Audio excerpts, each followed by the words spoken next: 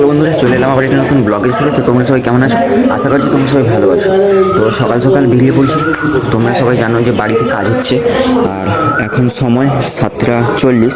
আর এদিকে সব সাজিয়ে দিয়েছি, কারণ বালি আসবে 100 ফুটের মতো বালি এখন বলেছি আসবে। আর এদিকে এখন মিস্ত্রি চলে এসছে, মিস্ত্রিকে দেখিয়ে নেওয়া হচ্ছে সব কিছু।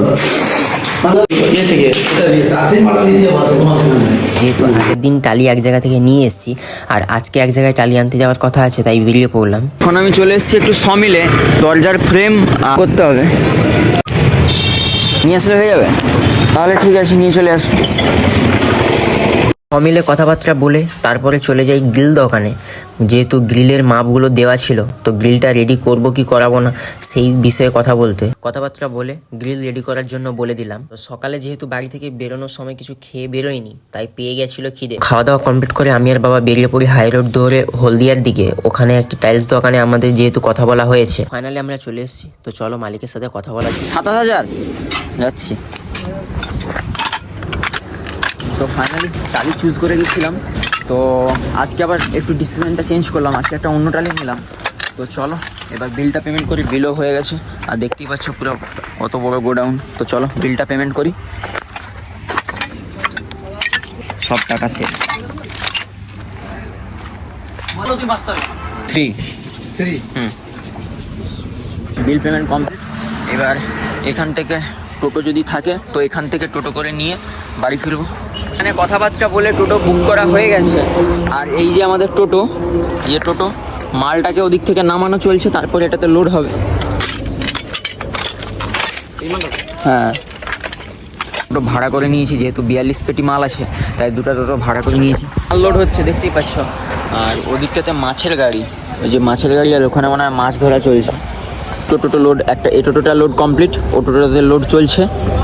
তো চলো লোড কমপ্লিট করে যেতে যেতে তোমাদের সাথে কথা। তেলগুলো নিয়ে নিলাম 10 বস্তা, ওটাতে 21 পিস মাল, এটাতে 21 পিস মাল হয়ে গেছে। তো একবার গুনে নিই, 1, 2, 18, 19, 20, 21 পিস আছে, টোটাল 42 পিস মাল। আর এদিকে সিমেন্টের বস্তা, এটাতে 5টা, ওটাতে 5টা। চলো এবার বাড়ির দিকে যেতে হবে। ওদিকে ফুল কদমে মাছ ধরা চলছে, এদিকে প্রায় সব কমপ্লিট। হ্যাঁ বাড়ি চলে এসেছি।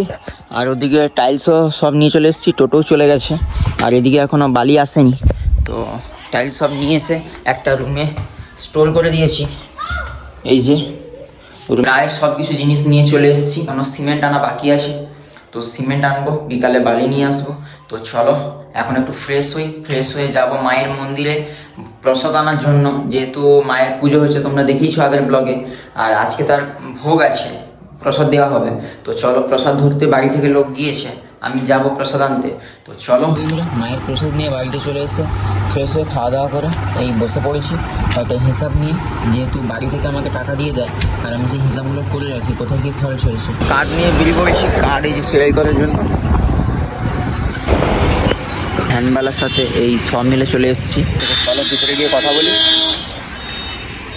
তো অনেকটাই কাঠ ছিল, তাই এক ভ্যানে হলো না, আবার এক ভ্যান করে নিয়ে যেতে হলো। কার্ড ওখানে আলনোড করে তারপরে চলে এসেছি কাকুর দোকানে। মহাকুম্ভর ব্লগে তোমরা আমার কাকুকে দেখেছো। তো এখানে চলে এসেছি বালি টনশিপ নেওয়ার জন্য। তো কাকু ওখানে কথা বলছে, কীভাবে কী হবে সব কিছু করে নিয়ে তোমাদের সাথে কথা হচ্ছে।